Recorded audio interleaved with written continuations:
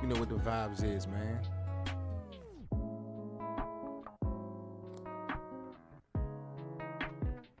Let's see.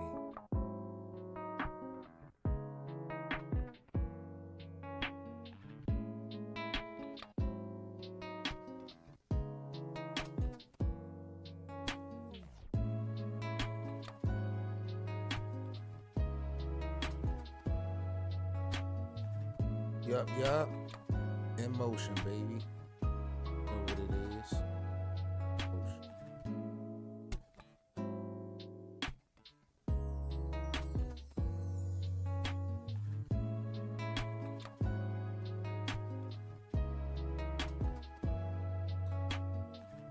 Happy Monday, man. We doing this thing really early. I didn't get a chance to lock in with y'all this weekend. So we gotta get the topics out the way before we start this fresh week off. About to get into it. We ain't playing no games, man. Good morning. Welcome back to Lakers Land, boys and girls. We in the fucking building and it's early, man. I'm Seven Mitchell, but it's the AM. We clicking before 6 o'clock. This stream is gonna be out by the time most of the boys and girls wake up, but it's cool because we standing on our business. We got a couple things to discuss today, this morning, real brief before we start this Monday. I see Kawhi Leonard is in Laker news for some reason. We're gonna bust that story down with Kawhi. Our boy Luka, what the hell is going on with Luka? Yo, the Luka drama is just nasty work, yo. How will all of this off-court shit with Luka affect this team moving forward as we're about to go into training camp and the preseason? Definitely some interesting topics we're going to bust down today. So make sure if you guys are new to Lakers Land, make sure y'all subscribe. I'm trying to figure out a schedule when we're going to do some live streams, where we're going to get back into the mix of things before the season start. So buckle up, boys and girls, because we about to do what we do. Y'all know what time it is. So for sure. So let's get on started with this first damn story.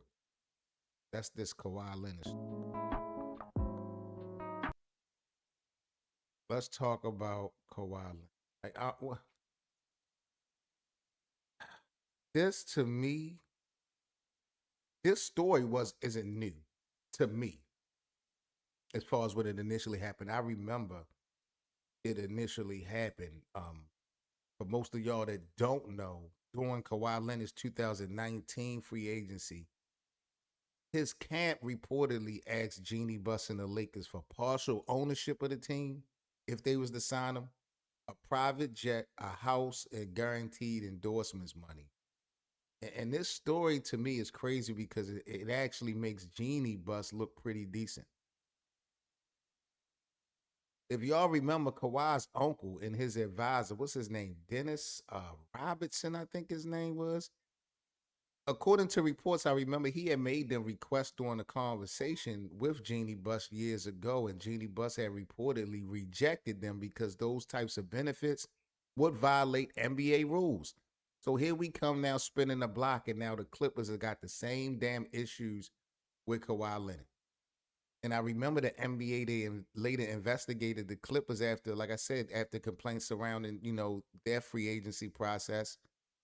And the report, they found no evidence with the report that the Clippers had actually provided those benefits to Kawhi Leonard.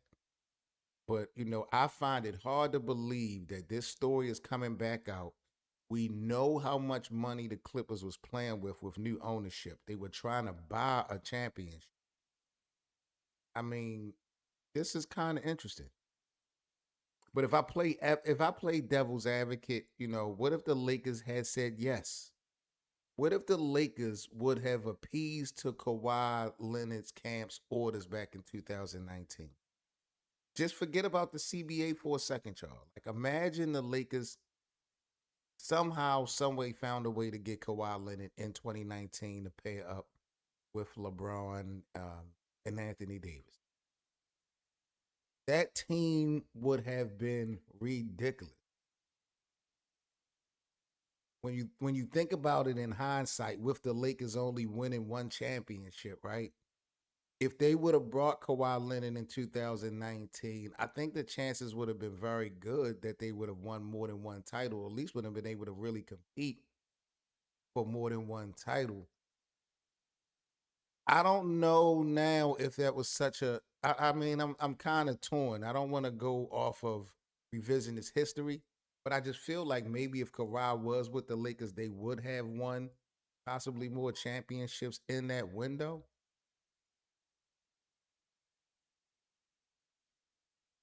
Get my phone going. I don't know, but the game got to be played. But you could have potentially had LeBron James, Anthony Davis, and Kawhi Leonard playing together. That team to me would have been ridiculous. But here's my question to y'all: like, would giving one superstar that much power have created a culture problem inside the organization? I believe so. No doubt about that. Because LeBron was only what, 2 years in with the Lakers? You're just bringing Anthony Davis in. Is only one basketball. And then what he was asking for, like partial ownership? Come on, bro. Like that ain't just a perk. A private jet, that ain't just a perk. Guaranteed endorsements, that those are not just perks. I feel like those things that Kawhi Leonard's team was asking the Lakers for, they can create a completely different relationship between a player and a franchise. And once you give one player some extraordinary shit like that, yo, the next superstar is going to be asking something. And how you going to appease to Kawhi like that when you just brought LeBron in? And mind you, you haven't won anything yet. So why doesn't he get it and I don't? That's the part Laker fans I think need to think about. The Lakers aren't just building basketball teams; they're maintaining one of the most powerful brands in sports, or at least trying to. And Jeannie Buss back in the day, drawing that line in 2019 may have protected the Lakers from setting a very dangerous precedent, bro. Because you see what's happened now with Kawhi Leonard. I mean, his trade going back to Toronto is being put on hold. Like, it's a lot of stuff going on with Kawhi Leonard. And here's the crazy part. Kawhi ultimately chose the Clippers, signing that 3 year, $100-something million deal while they acquired Paul George. The Lakers can look back and say, yeah, man, imagine if Kawhi was on our team. I mean, like I said, but playing devil's advocate, I feel like not getting Kawhi Leonard was better than allowing one player's camp to really dictate the terms of the franchise. Because I don't think it would have happened. You having LeBron camp and Kawhi camp under the same system, and Kawhi coming off of a championship in Toronto, nah, yo. I think that's something to remember with today's Lakers when you talk about this new Luka's magic that we got going on. The Lakers cannot become so desperate to win Title 18, in my opinion, that they compromise the whole organizational structure that's supposed to be, last beyond one player. So looking at it in hindsight, I still think that the Lakers dodged the bullet. Signing Kawhi Leonard, you know, I do feel on the flip side, the Lakers probably would have been better off wins, losses wise, maybe. But, seeing this story come back up and Kawhi Leonard, I don't know. I think the Lakers and Jeannie Buss really, really did the right thing in 2019 by not really appeasing to all that trash. Feel me? I don't know, but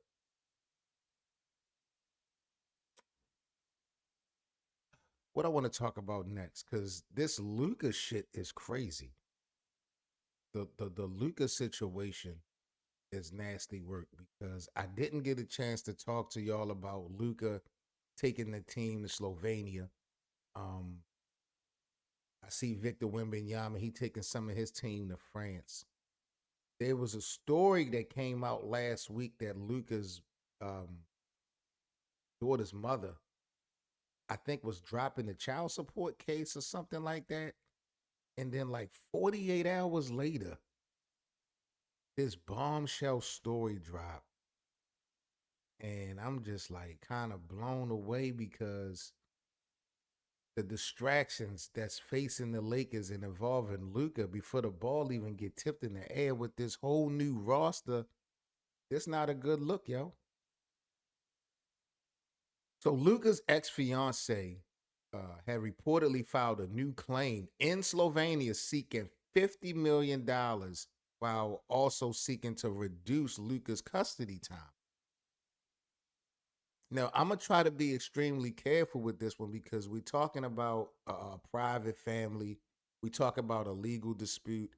I don't really want to get into Luka's business specifically.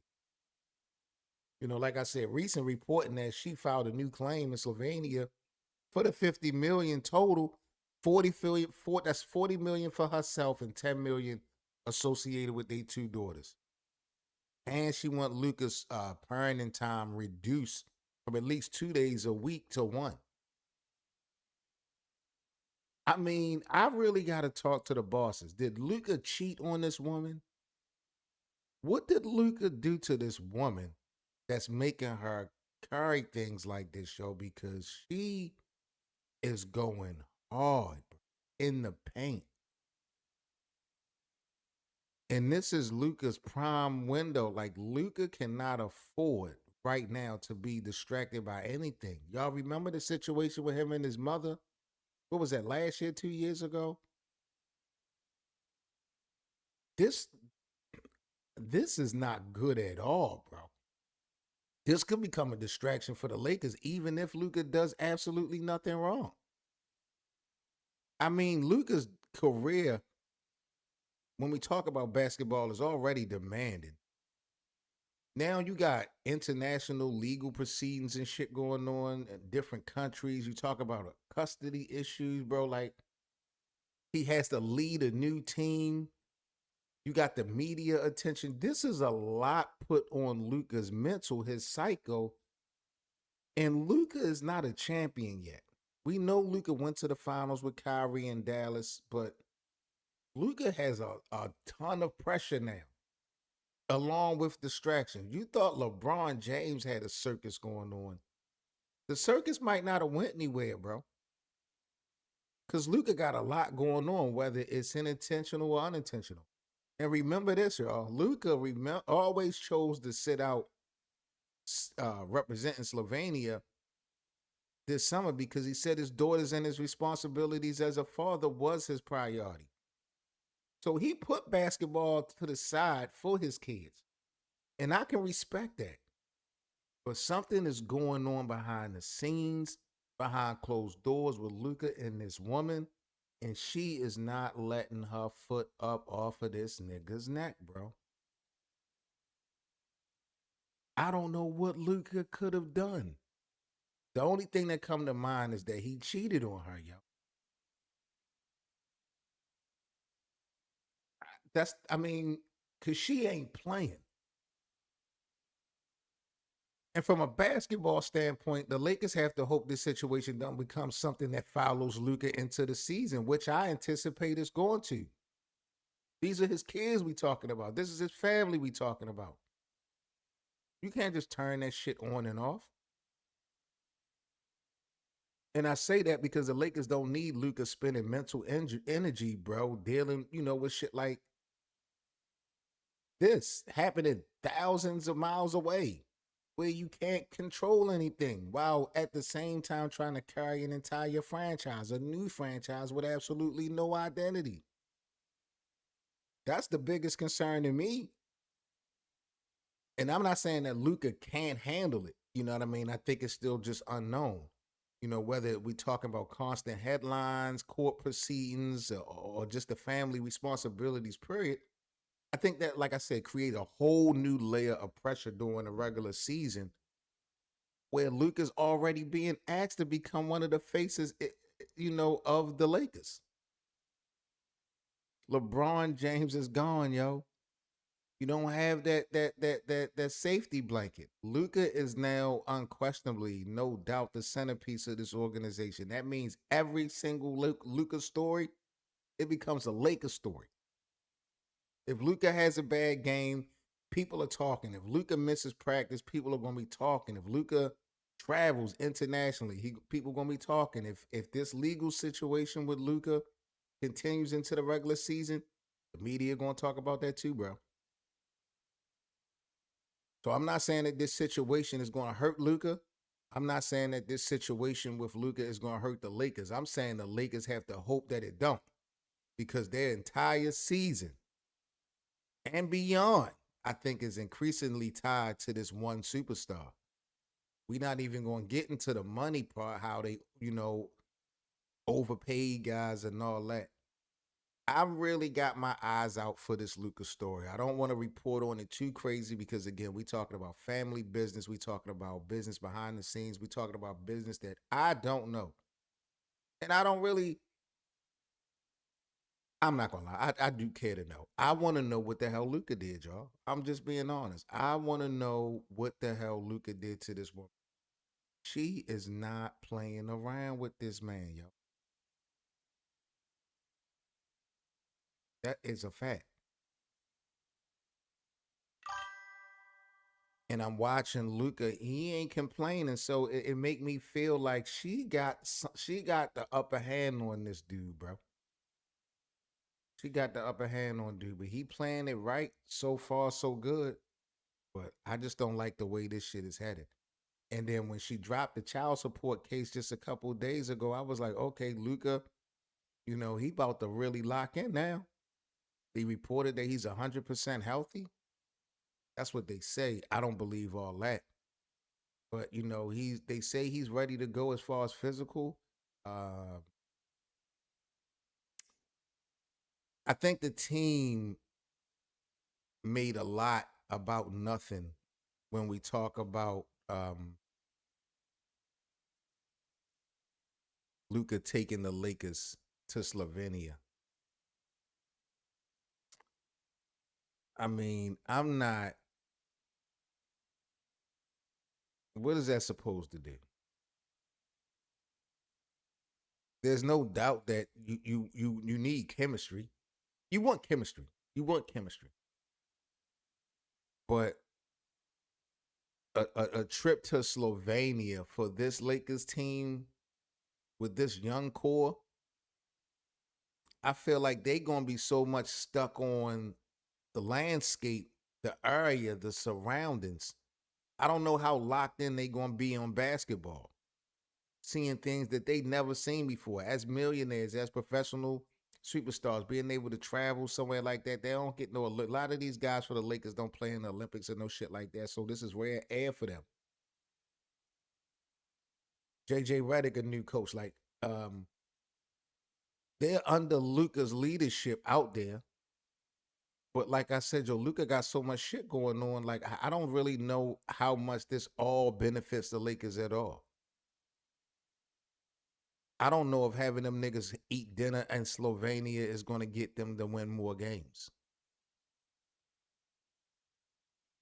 No doubt in my mind, chemistry matters. There's no doubt in my mind that chemistry matters, but I just feel like, to what cost? Like this report say, Luka is definitely setting the tone. We've seen stars, grab their role players and do dinners and all types of stuff. So this is nothing brand new. It's brand new to this Lakers team. He flying the whole roster out to Slovenia this month for a 4-day mini camp. I mean, I don't know, yo. I just, the notion is decent. I just think it's cat. I think it's cat. These guys don't even know each other, to be real. So, a trip internationally to work out, I don't see it having more impact than if they would have stayed in the States and worked out.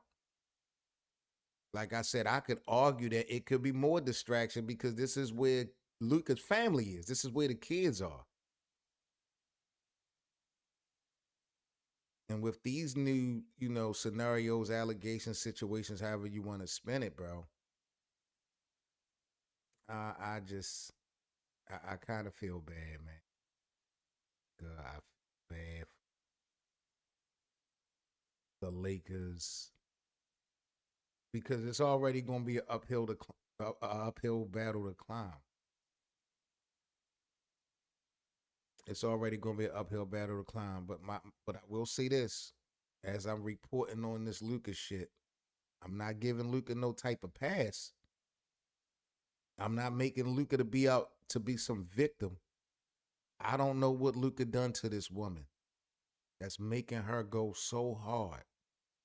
And her timing is just ridiculous if you are a Lakers fan. She don't give a fuck about basketball. She don't give a fuck about the Lakers. She trying to get right for hers and her own. I ain't mad at it.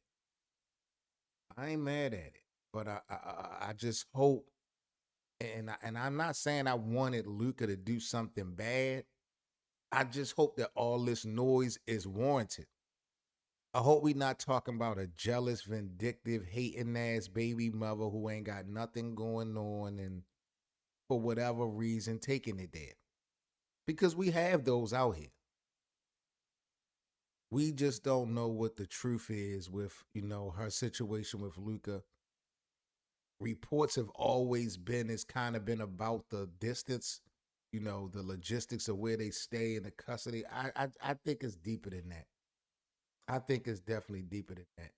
I don't know. I've never heard of any reports of Luka cheating on her or anything else, but that's just the only thing that come to mind. A woman scorn is not to be played with, my at the end of the day. And I don't know what Luka did to this woman, but he had to do something, gang. Luka ass had to do something. Cause she ain't taking her foot off of his neck. She has no consideration for what the Lakers got going on, and she ain't responsible to. That $50 million, bro, that's crazy. That is crazy. Especially if you want 40 mil, you want 40 of the 50 million for yourself, and you just an ex-fiance.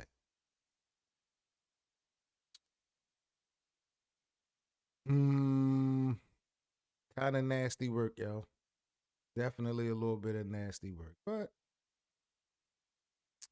we just gonna keep our fingers crossed. It just seems to be way more to this story than what I'm seeing. I just don't understand it.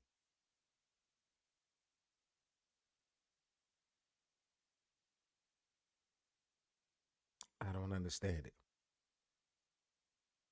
What I think the Lakers going to do this season, or what do I think the Lakers are going to do this year? I don't know. I don't know what the Lakers are going to do. I don't know what type of identity this team is going to have at the end of the day. They kind of stuck. They kind of stuck. I'm looking at this report by Zach Lowe, NBA analyst Zach Lowe, talking about the Lakers after Walker Kessler. Feel like the Lakers overpaid him.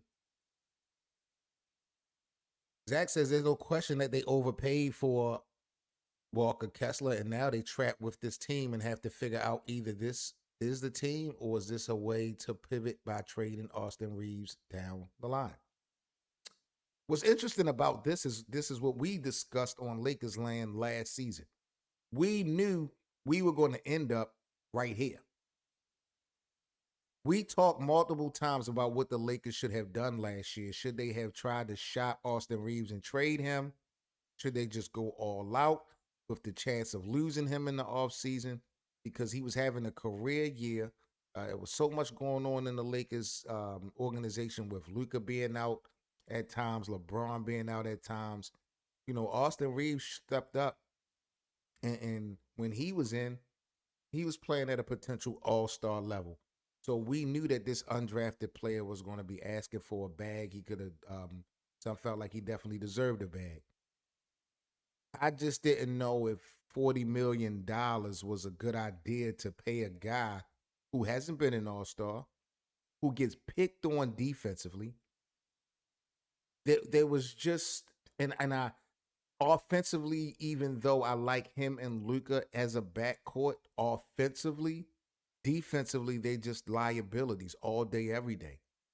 When you got guys like LaMelo Ball, who's now in the Western Conference and joined Minnesota to pair up with Anthony Edwards, they are gonna target the Lukas and the Austin Reeves of the world on the defensive side of the basketball court. So guys like Walker Kessler and some of these new guys, their role is definitely gonna step up. But we talked last year about what the Lakers should do with Austin Reeves. Now they pretty much stuck with Austin Reeves. They gave him the contract. He did take a little bit less, but they paying basically Austin Reeves $40 million. They truly paid Walker Kessler, somebody that Luka asked for in a sense as far as a lob threat.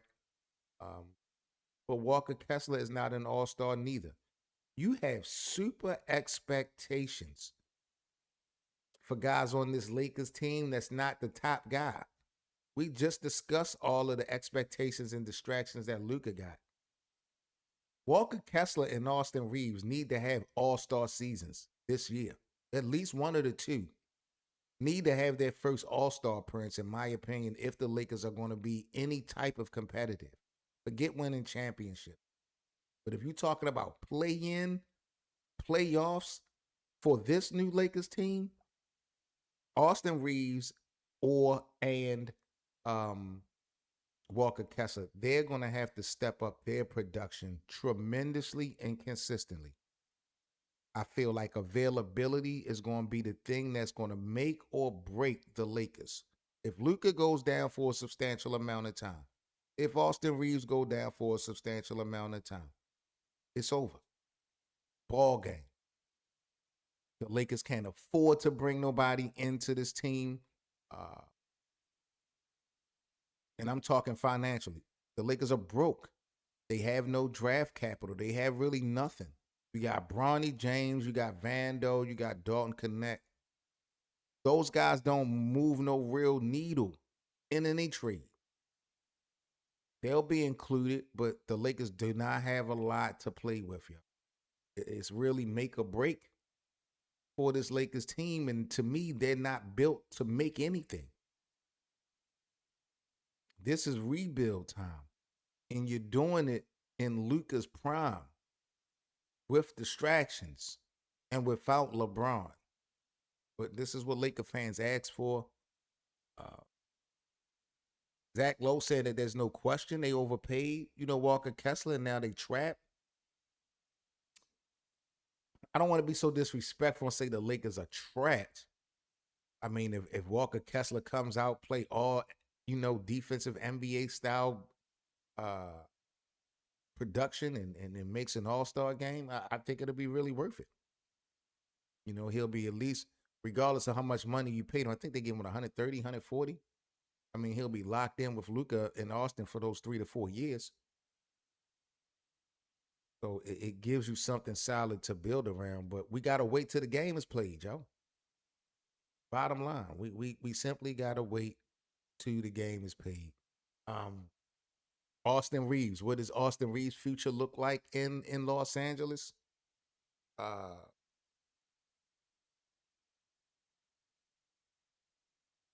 think you'll probably hear Austin Reeves' name throughout months in possible conversations for trades, depending on how good or how bad the Lakers are playing.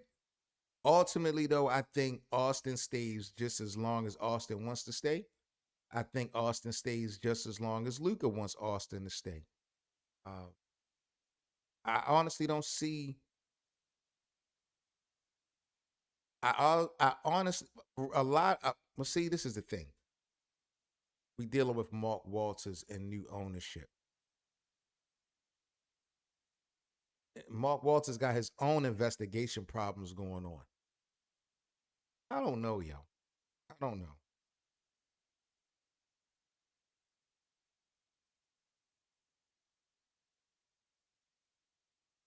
I think the Lakers are going to keep Austin Reeves for good, bad, or indifferent.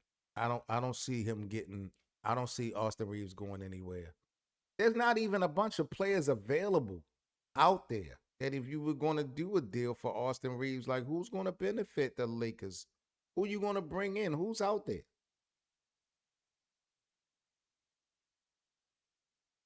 I just don't see it. When you look at the top free agents or guys, this upcoming free agency is going to be interesting. After this season, next free agency is going to be crazy. You thought this free agency was dope. Next free agency is going to be crazy. But the Lakers are broke. The Lakers don't have no money, gang. So I don't know. I'm very iffy. I'm very skeptical on this Lakers team. I don't feel like they're gonna win anything. I don't feel like they really gonna be competitive. If one person goes down, the season is over. That's how I feel. That's how I feel.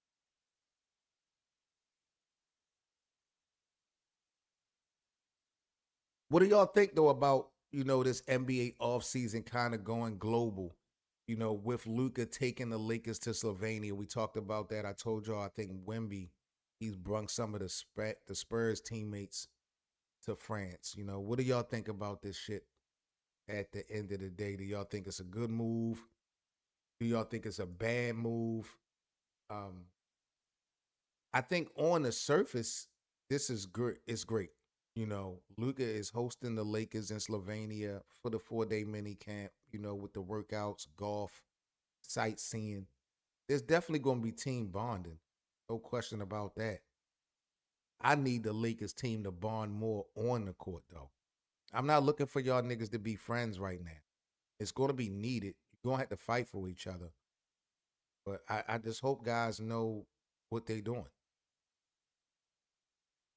Because everybody, I think, at the end of the day is going to look at this and say leadership, chemistry, championship mentality. And I'm not necessarily disagreeing with that when it comes to Wemby or Luka. But what if we are really overvaluing off-season chemistry and undervaluing what actually happens during the NBA season? Because golf don't win basketball games. Sightseeing don't win basketball games, bro. Being best friends and buddies and shit like that don't necessarily win you basketball games and playoff series. Defense does. Execution does. Health does. Half court offense does.